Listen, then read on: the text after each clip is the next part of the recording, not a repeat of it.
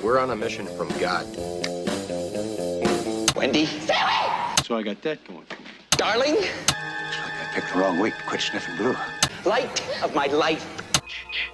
We enjoy your films. I am a human being. I thought they smelled bad on the outside.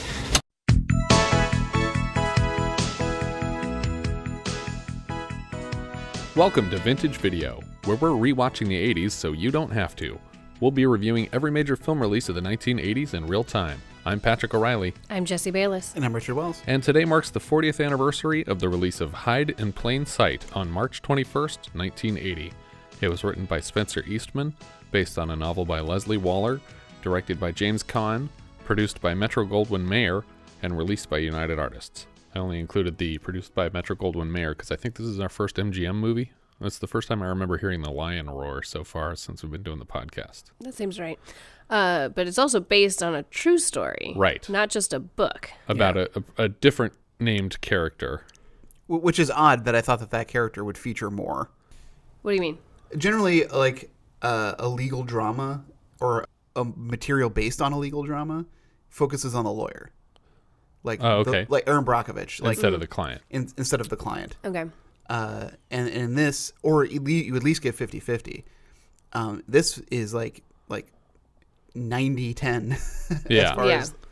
As far I think there's only one scene where the lawyer is away from the client. And it's just him shouting at his speaker box on his desk.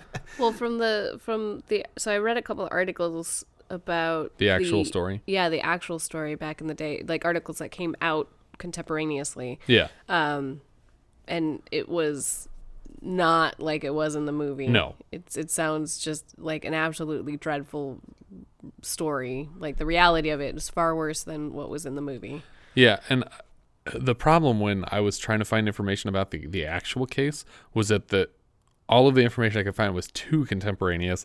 Like none of it was from after 1980, so I couldn't figure out what happened in the case. Yeah, as far as I can tell, so the lawyer picked up the case. This guy went to look for his kids, and I mean, I guess we're spoiling a little bit of the movie here, but he went to look for his kids. The kids weren't there, and so eventually he files a missing persons report, which is all similar to the movie. Mm-hmm. And then the lawyer picks up the case.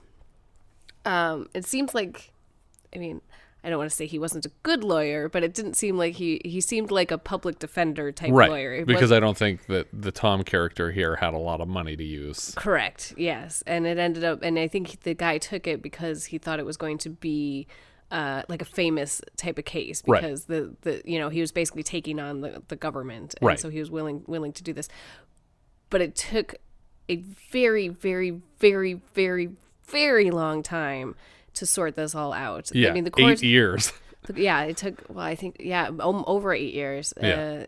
He ended up not seeing his kids for 11 years. Yeah. And I think the movie takes place over the course of a year. Yeah, or less year even. And a half, maybe, I don't know. But it definitely seemed far worse than it is in the movie. He also he did, as in the movie, get custody of the kids at some point. But the kids were grown. Like, they didn't know by the time who he met was. them again, they were like, we're going to stay with our mom here in Reno. Yeah. They didn't even want to come live with him. He just let them continue living with their mother. And I mean, it's just tragic. And the article that I read was like, and they have visited him occasionally. And it's like, oh, that's a bummer. It's not like, you get full-time, full custody. It's more like, they acknowledge your existence. Yeah, the real world, there was no real happy ending for this one.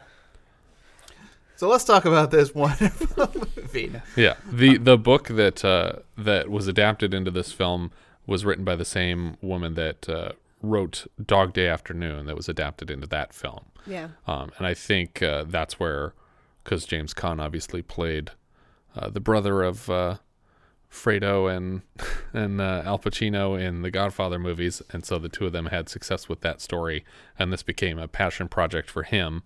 And apparently during the production, he pushed pretty hard to not have a score on the film because he thought that it would feel more serious if there was no music underneath it. But I guess MGM prevailed and the film had to go forward with a score. But we start with, I think, our first MGM logo in 1980. Well, I wanted to bring up one other point before we go in. Sure, yeah. And it's just a stupid me point. Because aren't they all, Richard? Yeah, they all are stupid me. So Stupid I'm going to just take a moment here to show the poster. Yes. I thought the poster was of him holding a bullet. Like he was trying to like track down evidence, because I didn't know anything about this movie, and I thought it was because I didn't.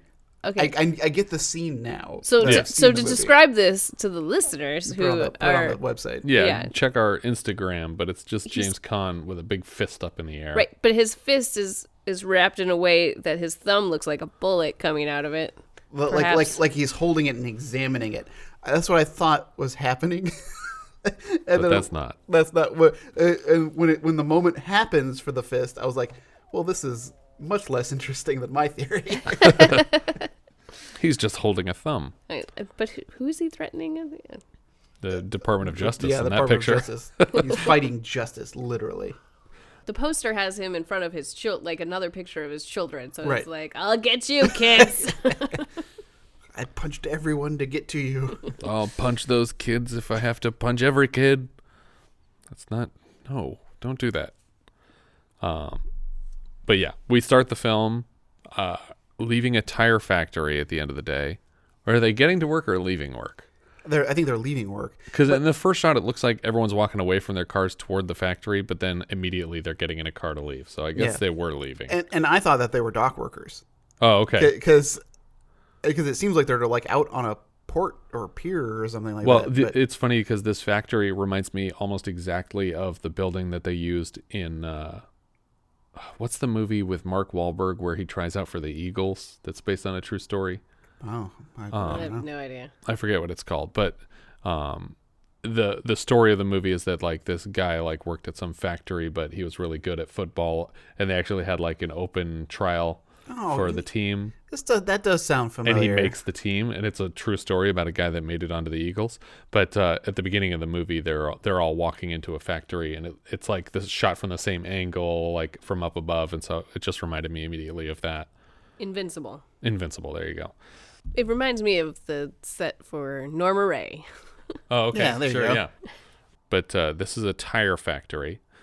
So as they're leaving, Thomas Hacklin is being invited by a coworker on a double date because he's recently divorced. And Hack complains that his ex is seeing a guy named Scolese. And that the two of them basically just drag him in to watch the kids whenever they feel like going anywhere. Like... He's just a free babysitter for them. Right, but he is happy to do it. Right, I mean, he makes that point, too. Yeah. But that is also happening tonight, which is why he's dropping his friend off and not sticking around to hang out. When he pulls up to the house, we're in the apartment a little bit before Tom gets there, and she's saying to Jack Scolese, don't call him names in front of the kids. Can you be nice to him when he gets here? Mm-hmm. And the first thing he says when he walks in, he's like, hey, Rubber Man, how's it going? How many tires you make today? Enough to pay the rent here. How many is that, one? Because he's just shitting on the apartment that his girlfriend lives in. But Hack is like trying to be friendly and playing with his kids, and the two of them are heading out the door, and he's trying to ask them like when you're going to be back, like what do I need to do, and they just like slam the door. They're just gone. Before that night, as he's tucking his son in, he tells him that he's going to bring him to a baseball game in a couple weeks as a surprise, that his sister's too young still, but that he's going to bring his son to a baseball game pretty soon. We cut from here to the party that Ruth and Jack Scolese have headed off to, which is, it's like a mob party. They're celebrating some guy that did time for the family, basically. Yeah. It's weird, though, because he thinks it's like to celebrate... Like, he makes fun of the party. He's like, all this for 6 months or something like that. Like, and it's like, it's not the amount of time that he did. It's the fact that he was doing it for the family. Mm. And he's like trying to throw his weight around the room and like, oh, I'm a friend of Bobby's. Like, Bobby invited me personally. And everyone's just like, I don't like you. I don't like, Bobby has a lot of people that nobody here likes. And he even tries to, like, he even approaches the Don. He's like got the gall to approach the Don. Yeah. And just introduce him to his girlfriend. Yeah. But a couple of the other guys here just let him know to his face that they don't care who he is, and that they have lots of people like him that are just there to be like extra bodies in the room if they need to throw people at a problem. There's a lot of traditional Italian music being played here, and some of it sounds very specifically like the music playing at the wedding reception that kicks off the first Godfather movie. But we cut from here to Scolese and a few other guys from the mob trying to knock over a bank. On their way in, like, a guy's like shoving him back as he's trying to rob the bank, because he's like, hey, get in the back of the line, and he's like, What are you, crazy as a goddamn sticker, for Christ's sake? Get back there. Okay. It was a very quick change moment. Actually, there's a couple of quick change moments in this robbery. But one other guy fires a gun in the air to like get everyone's attention and to shut everybody up. In real life, when the gun gets fired, that's when everyone starts screaming and running. That doesn't like immediately cause everyone to stop talking in the whole bank. But for some reason in this bank, everyone's like, oh, a gun. I better listen to what this guy has to say. The banker is kind of in shock at being robbed and can't respond to any of the demands Scolese makes. So he basically climbs over the counter and knocks him out by like cracking him across the face with the gun. Right. And he just grabs the bag and all the money that he wants and starts to leave. As they're coming out the door of the bank, they're looking for the getaway car in one place, but it's like parked backwards against the curb in a different place. He's like, The cop said I am the goddamn car. so everybody piles into it, but it's already like getting flubbed all over the place. Yeah. And it didn't seem like they made off with a lot. No, it was a very small bag. Yeah. Hopefully it was all $1,000 bills. Yeah. But now I think it was supposed to be it was the day that people were paying their taxes. So they expected there to be a lot of money? I think there was supposed to be a lot of money, because there was a little sign right as people were coming in that's like, pay taxes here. Oh, okay. Well, they also kind of explain later that this wasn't an official like mob action. Like this wasn't cleared through the family. That was just kind of like, hey, here's a thing we could do that would make money, and they're going to love that we did it. Nobody asked you to do this. Yeah. Also, it wasn't a traditional bank. It was the Treasury Department. Right. So I guess I think any bank robbery is a federal crime, but I guess this would be like extremely federal. Yeah. And it's doubly bad because he actually assaulted the guy in the act, so that it just multiplies the problem of the case. But it didn't hit him that hard. It doesn't matter. He could have spit on him. It's still assault. But at the double date now, Matty, the coworker, is telling Hack, as he calls our lead character here, Tom, he tells him that he needs to look his date in the eyes like Clark Gable would in one of his movies.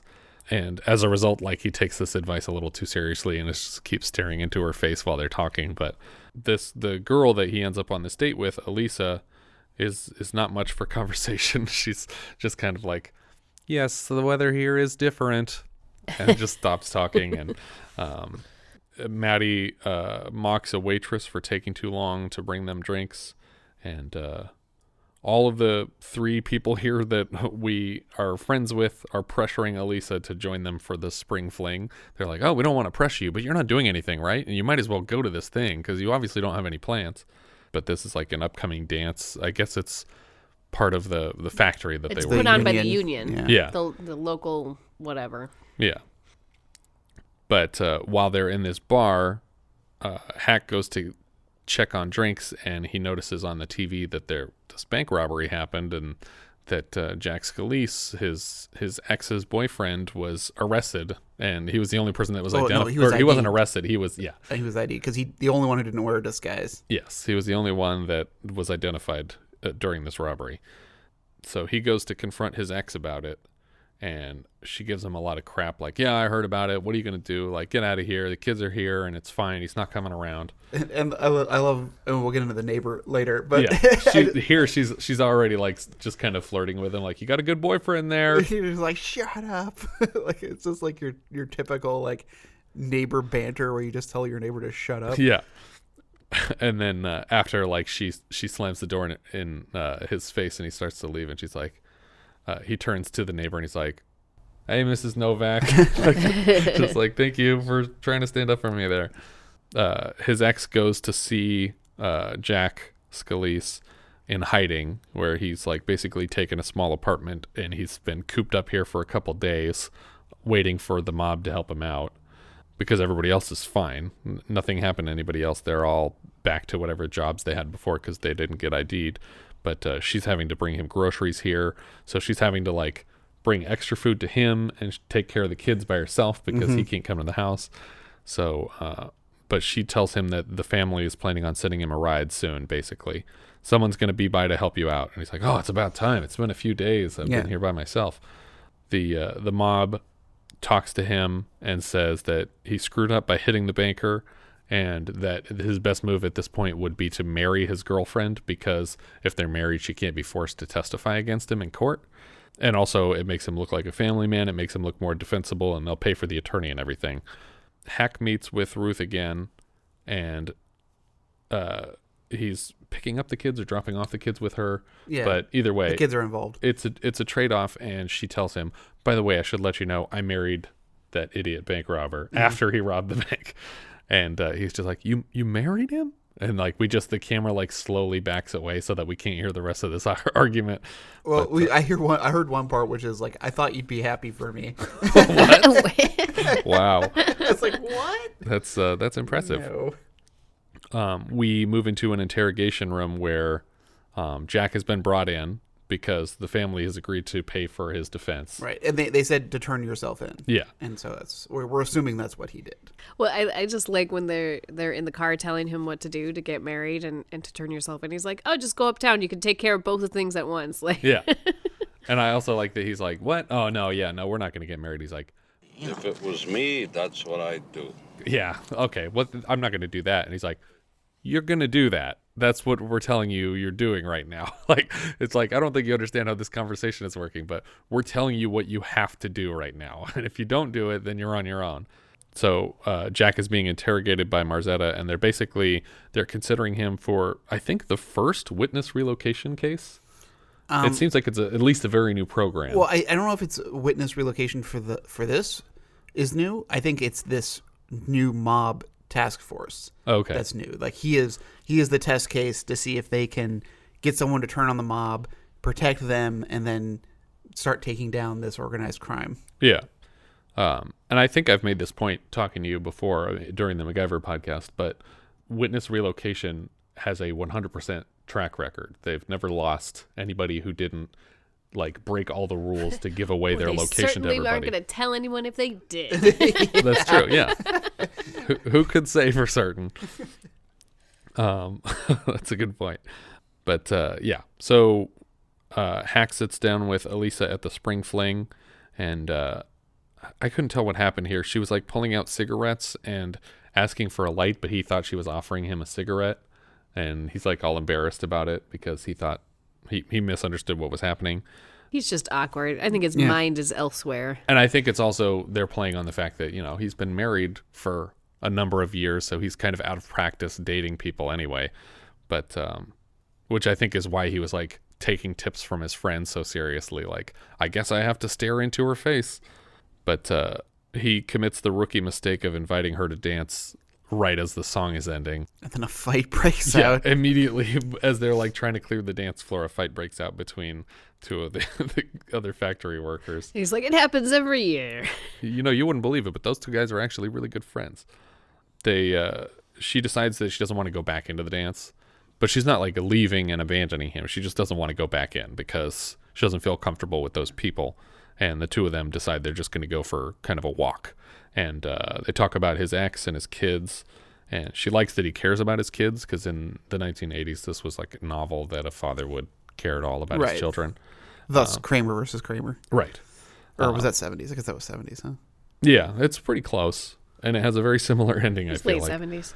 But, yeah, so he's sharing pictures of his kids. And she says something like, oh, he's very handsome. And then Hack is trying to be humble, but he accidentally like compliments his ex-wife by saying like, oh, he gets it from his mother.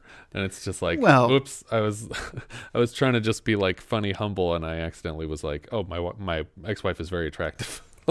Well, I know that coming from a divorcee parents, that my dad will often say that, like, he's like, oh, he gets his looks from his mother, or so I can see. I don't know if that's as much of a compliment as much as it is like it's not so much supporting her, but diminishing him. Yes, yeah, no, and it definitely comes across that way. She comments on the awkward eye contact that he had going on in the first date. He's like, "Oh, Matty, Matty. Mm-hmm. He's got this thing, about how women, how they respect directness. He says, when you meet Allie, you look her right in the eye, Clark Gable, you never see Clark Gable in any of his movies looking down on the ground." The cops talk to Jack about witness relocation, which is at least a relatively new program, so he doesn't know what it is. He's never heard of it. Yeah. Not that he seems like he's like up to date on all the new things, but he seems very confused when they're trying to explain it to him. But part of the problem, or part of the system, is that he would get a job, he would get relocated, he would get a new name. I don't know if he gets like extra money on the side. I guess it's just a job. Yeah, I guess they just give him a job. But all of it sounds really intriguing to him, and he's a little bit frustrated with how he's been treated by the family. He doesn't feel like he got the support that he needed as quickly as he needed it, and now they're not helping him enough. Hack takes the kids to the zoo with Alisa, and Ruthie gives him crap when he shows up to pick up the kids, like, "I like him skinny now, huh?" Because he brought his girlfriend. Mm-hmm. And it's like, I've been putting up with your boyfriend for a while now. Like, you don't need to give me crap about this girl. But at the zoo, the kids are like, "Oh, why are the monkeys rubbing?" And Hack's like, "Oh, they're very itchy." Ruth goes to visit Jack in jail and says, "Hey, I don't know what you were talking about when you said like the family was going to help us out, but they're not helping me with groceries, and they're not doing anything to support me while you're in here. And I'm actually getting more help from the police than I am from the mob. So this kind of sucks." And he tells her that he's going to take this witness relocation stuff because it's a better offer than what he's getting from the family. We cut to him in court where his testimony is putting 12 big mob bosses away. Yeah. And he's just pointing everybody out that we saw at the party with Ruth earlier. Hack heads to pick up his kids from their house, and they're gone. He knocks on the door. Nobody's answering. He leans back and yells up to the neighbor woman who he's friendly with, and she says she doesn't know what happened. And he's like, "Come on, you gotta have some information for me." She's like, "All right, I think they left at midnight and they were in 2 cars." And like, she has all this, like, she was paying attention. She's a nosy lady. Well, I like because she still throws in, like, she's like, it was like midnight because it woke me up. Yeah. Like, she's annoyed. Like, that's the neighborly way to pay attention to this. Right, and it's also like, it woke me up, not I was watching intently the whole time. Like, she's trying to make it seem like it was an accident that she party to this information. But Hack goes to fill out a missing persons report at the police station, and he keeps asking for more help, and they're like, no, let's just fill out the paperwork first, and then we'll do everything according to the system. But it's weeks are going by between visits with police or any kind of contact at all. And Alisa is saying, like, you should be trying harder to get through to these people. And he's like, I'm doing everything legal. And she says, well, what about, I looked into it, and Marzetta is the head of this task force. You should try and talk to him about it, see if he can give you any information about where they went. So he finds Marzetta, figures out where he eats his lunch, and then goes to bug him at this restaurant while he's eating. And he's just like, I'm on my break. Like, can I just finish the sandwich? And he's like, sure, you can. But first, let me just tell you what my problem is. And then finally, like, Marzetta's like, just leaves in the middle of, he's like, I'm going to go get a cup of coffee. I'm going to sit down and we're going to talk about my kids. And then he leaves while he's getting the cup of coffee. He tries to, like, chase him back to his car. Like, I bet you if I was crossing the street, there'd be 5 cops here to give me a goddamn jaywalking ticket. Not my job. I'm sorry. What can I tell you? I got nothing to say to you. Alisa spoke with someone at her school, because she's a school teacher, about the problem, and they recommended an attorney who takes, like, special needs cases, and he would probably see them for free, at least to discuss the case initially. And Hack doesn't seem very interested in going to a lawyer, but when he finds out that the talk would be free and that they've already made an appointment, he's a little bit more on board. So we cut to Scolese and Ruth at their new location, which I think at first they're in Michigan, and they're all sitting at a table eating, and they're like yelling at the kids because nobody's getting along and everybody's uncomfortable with where they are. Well, and the irony is that Jack is now working at a plant. He is now a blue-collar schmo that he's always looked down on. Yeah, and he's complaining about the foreman, and like he's like constantly phoning into the witness relocation people, like, you got to get me a better job, or you got to get this guy fired. And it's like, no, we just got you a job, you have to keep the job. But he tells Ruth that she needs to get a job because they can't afford things on just his paycheck. And she's like, but you told me I can't get a job. And he's like, that's right, you can't get a job, don't you dare get a job. And it's like, you just told her to get a job. But then we cut to Alisa and Hack, and she tells him that she's pregnant. And he basically proposes right there. She expects him to be upset about it, like she's apologizing as she tells him. Don't act like it was all romantic on his part, though. Because it was. Because it's very romantic. No, she says she's pregnant. He's like, well, I guess we're gonna go get married. Yeah, it's very akin to the scene in Caddyshack. Yeah, that's romantic. You just for the 1980s, that's romantic. Before that, it would have just been like, okay, so who do I make the check out to? Like, it wouldn't have been like, hey, let's go get married and stay together for the rest of our lives. That's comparatively romantic. Right, but I'm just saying, he goes straight into the, okay, we could get married this weekend, not, oh, that's great, I'm so happy. Yeah. Or would but you he gets marry to me? that stuff too. Yeah. He says all of that in the scene eventually. I'm in more in Jesse's camp than I am in your camp. I don't know. I was wooed by Caan here. I get what he's trying to do. Yes. He's trying to do the honorable thing, I guess, is the way I would put it. Is like, oh, well, we'll get married so people don't look down on you for being an unmarried mother. And I think you could see by her reaction that she is also in our camp with this one, because she's like, you don't have to marry me. It's fine. Yeah. But you can tell that she wants to also. Like, by the end of the scene, she's like ecstatic that this was his reaction, that he's ready to settle down with her and fully prepared to take on this child. Another weird thing about this scene was when she comes to sit with him and he goes, that's Canada over there, did you know that? And she goes, and he's like, you're a teacher.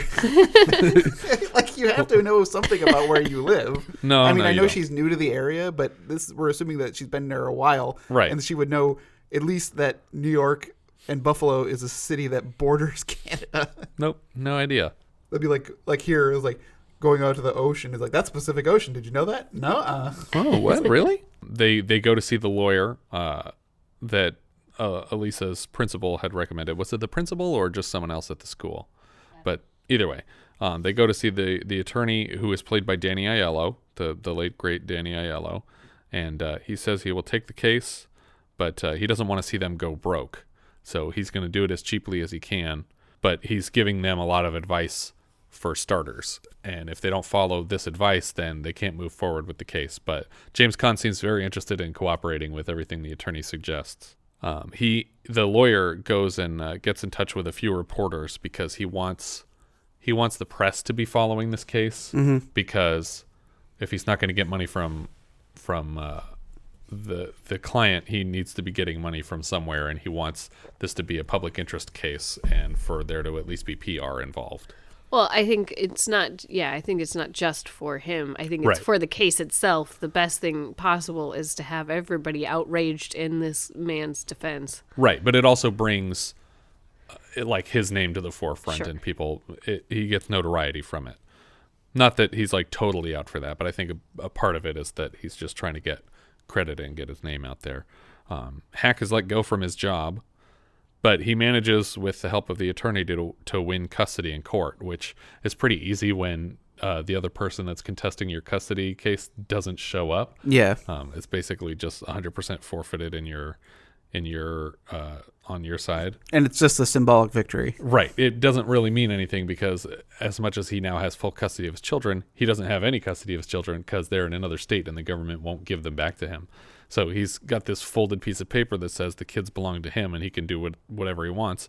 And he walks away from the attorney with the piece of paper. He's like, oh, great, now I got a piece of paper. This is wonderful. He's like, hey, where are you going? He's like, I'm going to go have lunch with my kids. And he just like waves the piece of paper around. And the government basically catches word of multiple articles about the case that Hack is putting forth, and they basically want to stop the story before the public gets really upset about it because they don't want to have to field a bunch of phone calls from the public. The feds really want Marzetta to lean on the newspapers to not publish anymore. Yes. In court, Hack basically stands up in the middle of deliberation and he's objecting to the treatment. He says that he always respected the government and that he was like a good American and he did what he was supposed to do all the time. And the judge basically orders him removed from the courthouse. Outside, he's getting interviewed by a couple members of the press, and he doesn't want to talk to them because he's embarrassed about having just been thrown out of the courtroom. But the attorney's like, no, you need to talk to these people. Like, they're on your side. And like, don't have outbursts in court. These are the people that you should be having your outbursts to. Right. And so he yells at them for a while. And while he's talking to the members of the press and saying, like, how would you feel if it was your kids? He notices this car pulling away from the front of the courthouse. The lawyer's car. Yes. I thought that this was going to go somewhere. And it really doesn't. What? Because he's spotting the lawyer's car, so he's gonna follow the lawyer. Wait, it was the lawyer's car that was pulling away? Yeah. Oh, like the other attorney. Yeah, not Danny Aiello. Oh, okay. But the opposing attorney. Oh, okay. For the government. And I thought that he was following him because they both go to the same location, but they're not going there for the same reason. Yeah. It's completely coincidence that they go to the same location. But the new location that they go to is the unemployment office, right? Right. And he is basically refused unemployment because he was standing in the wrong line. Yeah. Like, he got there super early in the morning, and when he gets to the front, they're like, oh yeah, you're supposed to be over there. And he gets really mad, and he's just leaves empty-handed because he doesn't have time now to get in the right line. And there's a lot of anti-hippie sentiment in this movie. Yeah. And the fact that the next person in line is a long-haired hippie, and he's like scowling, looking at him because this guy gets unemployment, but I don't. Yeah. Well, I think this was definitely playing to the conservative viewer, hey, even a red-blooded American patriot can be screwed over by the system, and it's not all great out there. But so he doesn't get his unemployment. He's walking back to his car, and he sees the other attorney's car in the parking lot. Right. And he decides that he's going to tap it, do a little love tap. And then he drives out of the shot, and then he just comes back in full speed and crashes into it again. But again, I thought that this was going to go somewhere else. He was going to follow the lawyer, and the lawyer was going to be on the take, from somebody else. Because the lawyer gets out, and when he gets out of his car, another guy gets out of the car and hands him a briefcase, but then they walk separately. I was like, is there something going on here that I'm not seeing? Because I didn't realize that it was the other attorney, and I thought this was either the mob or the police tailing him. Mm. But that makes more sense now that you say that it's the attorney, and he was just blowing off steam by messing up the car. But it's just weird that they would both happen to go to the unemployment office. Yeah. Back wherever Jack and Ruth are living, I think this is still Michigan. Jack is busting into a car that was parked on their street to yell at some kids that are having sex in their car. Mm-hmm. And he's trying to tell them that it's a good neighborhood and get out of here. And he's got a knife and everything. He's physically threatening them. Well, I think this is to show that he's paranoid. Yeah. That somebody's watching him. But as soon as he goes back inside, Ruth tells him hey, you don't have to pick on every single person that's parked outside. And he goes to beat her, and they cut basically when his fist would have made connection with her punch face. Cut. Ruth calls Tom's house while his mother is there. His mom answers the phone, and she's like, who is this? What? No, I can't understand. Operator, I can't hear what they're saying. Okay, I don't know this person. Okay, bye, and hangs up. I'm assuming Ruthie is probably crying. Yeah. And frantic about calling. Yeah. And so that's why she's not making herself clear. We don't hear the other end of the conversation. Right. And I couldn't tell if part of the point is supposed to be that his mother has any kind of mental problems. No, I think she's just an older lady, and when he starts yelling at her, she starts Yeah. Well, I couldn't I think it's possible that they might have been hinting that she had some kind of dementia. She wasn't thinking about the fact that I know a Ruth and we're desperately looking for a Ruth, and a Ruth called. It seems like a weird coincidence that she would be I don't know Ruth, whatever that last name was that you said. I know a Ruth, but she just recently changed her name as a part of a government program, and we're desperately trying to get a hold of her. And is it that Ruth? But she does successfully manage to come up with the city name from which the I thought at call first is that she was coming just making it up. Like she was like, will he stop yelling if I can think of a single city in Michigan? But he's like, wait, who was that? Who did you just hang up on? And she's like, I don't know, Ruth Bocce or something like that. I don't know any Ruth Bocce. And he's like, that's Ruth. We're trying to get a hold of Ruth. And he's chewing her out until Alisa is basically intervening on her behalf, like, don't yell at your mom. We're gonna figure this out. Where were they? Where did they call from? And she manages to choke up Michigan and Ann Arbor before he like basically just bursts out the door. Like, I'm going straight there right now. He's being pursued by a car on the freeway, and he keeps trying to lose it, and it keeps catching back up with him. So finally, he just pulls over on the side of the freeway and waits for the guy to do the same thing behind him, so they can have a conversation face to face. Which was again weird because he just did all that work to lose him. And then only to wait for him. Well, I think he got to the point where he realized this guy's still behind me, so I'm just going to pull over and figure out who he is. But this conversation that they have is so infuriating. Like, I was just like, man, I wish this guy had a gun and he just shot this guy on the side of the freeway and left. Because this guy is so annoying. But the guy gets out of his car and he's like, hey, you need any help? What's going on? And he's like, yeah, I need help because you're following me and I don't want you to keep following me. He's like, hey, I don't know what you're talking about, man. I'm just on the freeway. And it's like, yeah, but I've tried to lose you multiple times and you keep getting back on the road and following me. You've been trailing me for 100 miles now. And he's like, why don't you like me following you? Do I stink or something? Shut up. I know what you're doing. Stop pretending. Yeah. But then he gives it up anyway and goes, hey, Hacklin. It's like, well, if you were just going to do that anyway. Yeah, why even pretend? Just right when you walk up, just say, hey, Hacklin, I'm part of the family, and we're trying to find the same guy you are, so let's team up. But instead he's like, oh, it's just a crazy coincidence. Anyway, get back in your car so I can continue following you to wherever the guy is. But it turns out, that he's not a member of the police like Hacklin thought that's trying to like stop him from getting to his ex's new boyfriend, or I guess husband now. It's actually a member of the mob and they want to kill him. So it seems like at this point he decides he's not going to go to Ann Arbor because he doesn't want to bring the mafia to where his kids are. Correct. He knows that he's being watched. And then Jack is even informed that Thomas and the Hacklin family are being watched. Right. Yeah, he tells him also, Jack is informed that not only was Tom headed up there, but that the family was following him. Mm-hmm. And he's just like, I think this is where he gets in touch with Witness Relocation and is like, hey, we got a problem. The mob knows that I'm in Michigan. And that's when they get relocated again to Albuquerque, because the next time we see them, they're in Albuquerque. I'm not clear why they would keep their first names. I felt like Witness Relocation, the whole point is you're supposed to change everything. Yeah. I mean, Homer only changed his last name to Thompson. Yeah, I guess. Are we basing this off of The Simpsons now? I guess it's so when people call the name, you react to it. Yeah. But I think he's talking to you. The other weird thing is that when she calls the house, she uses her fake name if she's actually trying to get a hold of someone. Yeah. It's like, just use the name that everyone here knows and would recognize when you call. Unless she's worried that the line is being tapped. But if you're the line's calling anyway. Either way, yeah, you're going to be like, oh, no, I used the fake name, so they couldn't possibly know it was me. It's like, oh, no, it's not Ruthie Hacklin calling. Just hang up. Or Ruthie Scolese, just don't listen to the tap. Yeah. Chief Wiggum with the number 555. It's got to be phony. It's a fake number. Fire.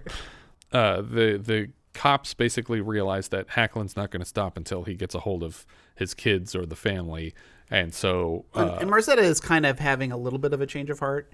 Like he's seeing the passion. Yeah. That Hacklin has.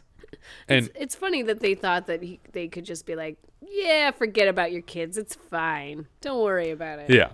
Well, and I say 1980, but the story is taking place in 67. So that was like a thing. You could just be like, come on. Yeah, these kids are You're lost cause. Don't worry about it. You got a new family. Start a new family. But yeah, so, and I forget if it already happened, but there is a scene where Marzetta sits down with another member of the police force, and he says, I feel sorry for this guy. He came in and he was basically begging me for help. And he's like, has it ever occurred to you that the mafia might be using him to get to... That was earlier in the... Yeah, but... So that's the first indication that Marzetta is slightly on his team, but he's still a dick, and he's not giving Hacklin any of his time. But now he's offering to send letters. If Hacklin will write letters, he'll send them on, and he'll give Hacklin any responses. Right. And the responses he gets are clearly not from his family because they're spelling the names wrong. Yeah, his wife somehow forgets how to spell her own last name, Hacklin. And all the letters are saying, stop trying to contact us. Yeah. It's weird that this guy's putting that much effort into preventing the kids from communicating with their father, because he doesn't really care about them either. But when we see him reading all these letters that basically the new husband has written and sent back, he's sitting on the docks with a full-grown dog now. When he went to go pick them up, when they were missing, he had a puppy with him that was supposed to be a surprise. And now it's like a full-grown dog because he's had the dog for so long and he hasn't seen the kids since then. But someone else complains, you can't just keep calling it the dog. And he's like, well, the kids are going to name it when they get it. And whenever that happens, in the meantime, his name is the dog. But Tom's attorney books him a flight to Washington to meet with a congressperson. He seems excited about it, and his buddy from the factory is like, oh, how many people ever talk to a congressman? Like, that's incredible. You're making progress. They go to meet with the congressman, and right before they start talking with him, he gets a phone call that someone important is in his like waiting room. He's like, oh, he's here right now? Oh God, okay. And then he sits there and he's like, hey, so heard about your case? I'll do everything I can. See you later. Yep. And it's like, we just flew here to talk to you, and that's all the conversation we're gonna have? He's like, yeah, cool. And before they even leave the room, he's like calling his secretary, like, you can send the next person in. That's a very important person I need to talk to. Tom decides that he's going to go to the office that's forwarding his letters, and he's going to tear up the office and destroy like the secretary's typewriter and beat everything up until she gives him the address that the letters are being sent to, which it seems like he gets the address. Yeah, because all of a sudden he's on his way to Albuquerque. But his new wife tells him that he needs to stop freaking out like this because he's going to end up in jail if he keeps going down this road. And that as much as he shouldn't go straight down the line with all the bureaucracy of like this flawed system, you also can't go and assault people and destroy property. And he gets really mad at her because she's trying to lay down a bunch of rules for him, and he feels like he's been following the rules this whole time and it hasn't gotten him anywhere. So he just tells her to leave him alone, and he drives off to Albuquerque. Keep in mind, she's like 6 to 8 months pregnant at this point and doesn't want to be alone, and thought that this guy was going to be around to be the father of this kid. And so for him to be completely obsessed with this other case right now for her is very emotionally damaging. But he leaves her there, and the mob finds Jack in Albuquerque somehow.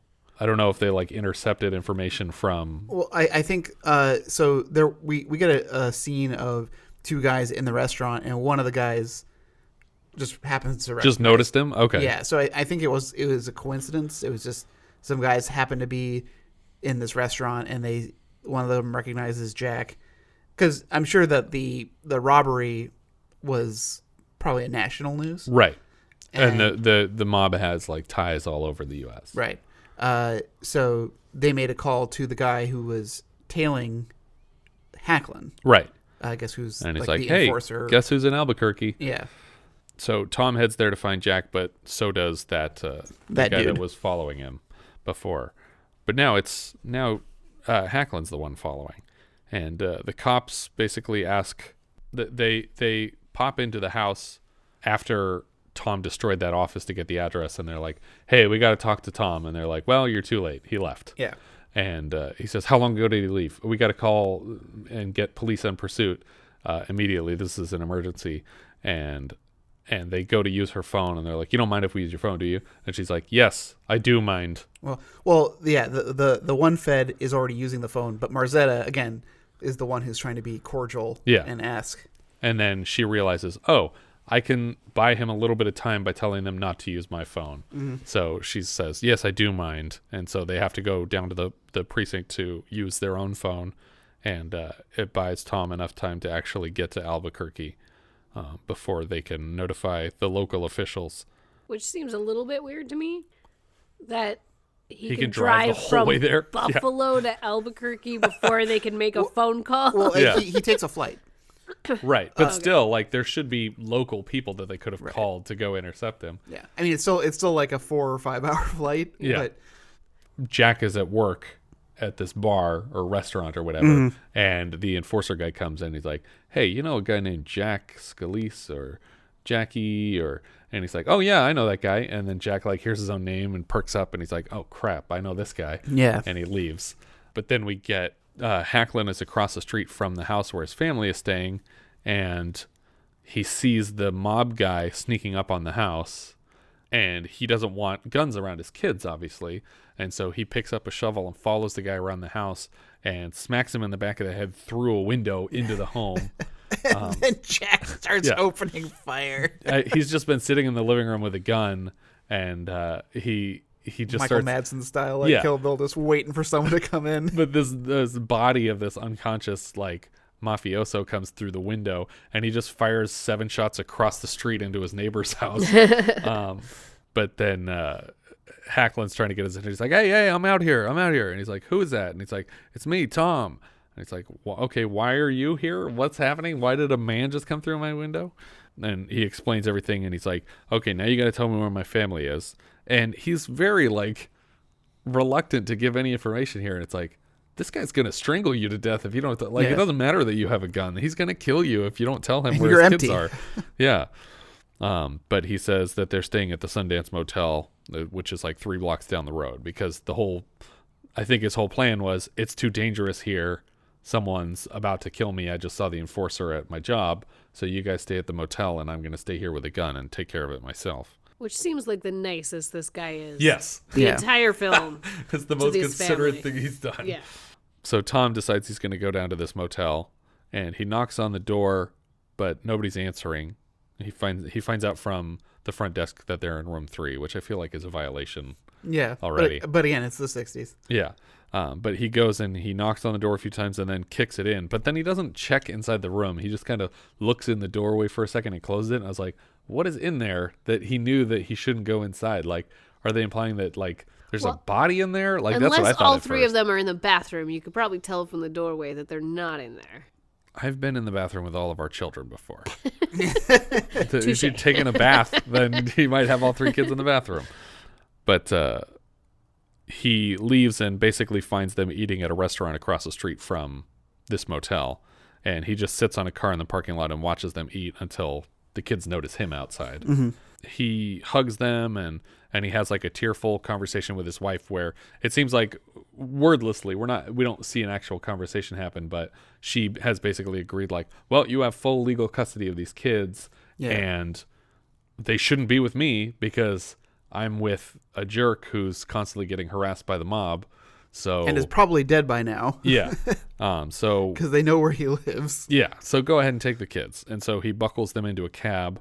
And then right as he's about to leave, a couple agents of the DOJ interrupt him. And they're like, hey, we're from the Department of Justice and we have to put a stop to all this right now. And that's when he raises his bullet thumb up in the air. I was like, whoa, he is really like, I have to say it was like the most manliest fist. Yeah. Like he was just like it was like, yeah. I was like, oh my God, he's going to like sock this guy. Yeah. But he's like, nobody takes my kids away from me, and like freaks out on them. And they're like, okay, fine. It doesn't matter. That's not even why we're here anyway. We're here to keep this guy in witness relocation, and you have custody of the kids legally. So just go. It's fine. And so he puts the kids in the cab and drives off and flies home. And we just get, he's arriving home with his pregnant wife and the 2 kids. And she asks if she can carry the daughter because I guess she was asleep and it's just a happy family, and he's going to have a 3rd kid on the way soon, and everything's wonderful. We get a titles over the screen saying that the case is still pending, and that's what sparked me to go look up the information where I couldn't really find much information at all. As far as I could tell about the case, it seems like it was just dismissed out of court. Like they didn't want to, like the court system didn't want to deal with it. They didn't want to, They didn't want to side against the witness relocation program, so Yeah. they just dismissed it. Yeah. But in the real case, he gets to this restaurant, watches the family eat, and the kids are like 10 years older than they were the last time he saw him. And when they come outside, they're like, "Who are you?" And he's like, "I'm your dad." And they're like, "Oh, cool, bye." And they just go home with mom to Reno. A couple more titles come up after the one that says the case is still pending that say that basically the Scolises are separated. They say that the mother is in Nevada, but that the guy who is actually being relocated is living in a northwestern state, which it's like, northwestern? Like, there's only 2 states that I would call northwestern. That would just be Oregon and Washington. Well, right? I would say Wyoming and Montana could be considered northwestern. Oh, okay. Like, if you're talking like Custer, like Old West kind of stuff. Yeah. But either way, it's just like, it felt like the movie was literally like, "Hey, mob, he's up in the top corner over there. Go check the top corner." And then the next title says like, all 12 mobsters that he tattled on are all out of prison. Or it's like, so there's a lot of people that are out to kill this guy, and he is in one of these 4 states. Just FYI, the case is still pending. It just felt like they were trying to get the guy caught and killed. Yeah. But that's the end of the movie. So these on-screen titles are implying that the current year is 1980. Correct. And this isn't like happening in 1967. This is going on for the last 13 years. Right. The writer of the script, Spencer Eastman, had written a movie called Kansas with Matt Dillon and Andrew McCarthy, and also Night Game with Roy Scheider. Do you know Night Game? I don't know Night Game. I feel like we had it at our Blockbuster because the cover box is like a baseball on a hook, like a hook hand. The novel was written by Leslie Waller, who I said before also wrote the Dog Day Afternoon book, and the director was the star here, James Caan, as Thomas Hacklin Jr. This is his only directing credit, but you probably know him as Sonny Corleone or Buddy the Elf's father. That's definitely where I go to. Yeah. He was also Paul Sheldon in Misery. He's Tim Lockwood in the Cloudy with a Chance of Meatballs movies, which is a great character. Jill Eikenberry was Alisa Hacklin. She's in 171 episodes of L.A. Law. She plays Susan Johnson in Arthur, which I think is the love interest in the first film. Well, it's not the Liza Minnelli character, but it's the woman he's supposed to marry. Is Liza Minnelli in the first one? I thought she was only in the second one. No, she's in the first one. Oh, okay. She's the woman that he meets that he would rather be with than the rich woman that his family is trying to hook him up Oh, with. okay. And she also plays Hedda Gary in Young Adult, the Diablo Cody Jason Reitman film. Robert Viharo played Jack Scalise. At first, I thought he directed Valley of the Dolls, but he just played a director in it. So that confused me. Joe Grifasi was Matty Stanek. He plays the deputy sheriff in Natural Born Killers. He's a bank guard in Batman Forever. He was in 5 episodes of L.A. Law. Oh, God, he's not the bank guard in Batman Forever, is he? Oh, no. Maybe. Boiling acid. Probably. He also plays a director in the movie Naked Gun 33 1/3. And he's Lou in the Hudsucker Proxy, but I'm not sure who Lou is. Yeah. Barbra Ray was Ruthie Hacklin. This was her 3rd and last feature. She mostly did TV movies after this. Kenneth McMillan was Sam Marzetta. He's great. He was Baron Vladimir Harkonnen in Dune, Michael Schlumberg in Amadeus, or Schlumberg. He's Brannigan in Little Miss Marker, and he'll come back again this year for Carney and Borderline. Danny Aiello was Sal Carvello, the attorney. Hudson Hawk, Do the Right Thing, Moonstruck. Defiance is probably his best work. Oh, God. Thomas Hill played Bobby Momisa, which is one of the mob bosses that gets turned in. Mimosa. No, sure. Momisa. Momisa. He will play the president in The Nude Bomb later this year. That's the Get Smart movie. He was also Conrad Coriander in the Neverending Story films. Yeah. Which, if you don't know who that is, it's the bookstore owner. Right, yeah. Because there aren't many characters that are named. Yeah.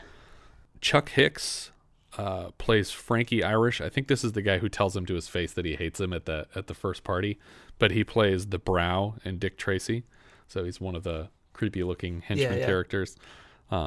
Andy Fenwick played Andy Hacklin, who is the son of the James Caan character, and he will play Dennis Stadling in Christmas Evil later this year. David Clennon was Richard Fieldston. I don't remember who that character is. That is the prosecuting attorney, or the one whose car gets messed up. Yeah. And he plays Palmer in The Thing. One of two. There's a couple of The Thing people here. Peter Maloney was Lee McHugh. He plays George Bennings in The Thing. Yeah, which I immediately recognized him only by his voice. Yeah. He's like, "Can you turn that music down? I was shot today." But it's great that it's him and Palmer, because Palmer's the one who goes, "I've known George Bennings for years. He's my friend." Like, it's so upsetting. I did know him for years. We were in a movie together last year. He also plays Dr. Pill in Requiem for a Dream.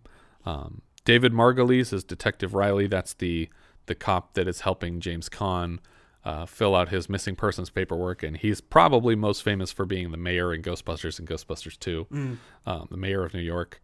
He also plays a doctor in Ace Ventura, and he plays Dr. Levi or Levy in Dress to Kill later this year.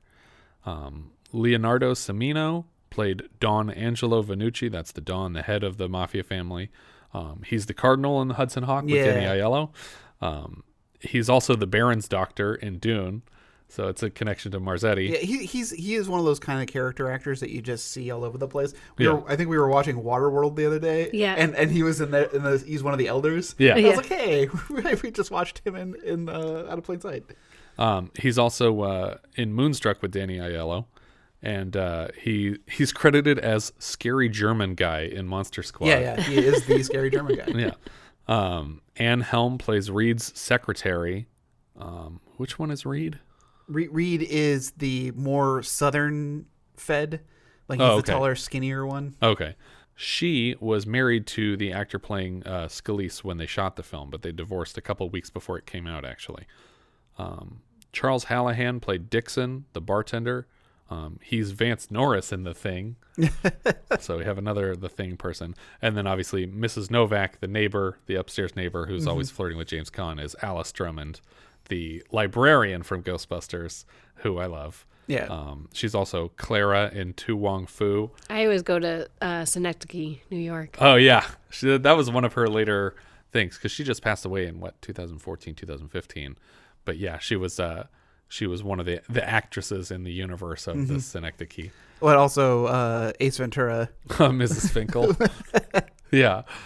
Finkel and Einhorn. Finkel and Einhorn. Finkel and Einhorn. But yeah. Richard, up or down? I'm going to give this one an up. I didn't think it was the most fast-paced movie, but it certainly wasn't poorly made. I was pretty invested in the story. There was some parts that I feel it could be trimmed up or cut, but overall, I was pretty satisfied. All right. Yeah, I'm 100% on board with Richard's review here. I think that we are both also on board with what Siskel and Ebert basically said. Yeah. Their complaint was basically that it held too true to the story, which it really didn't. In that, just not the ending, basically. Well, in that it took 11 years instead of a year to deal with this situation.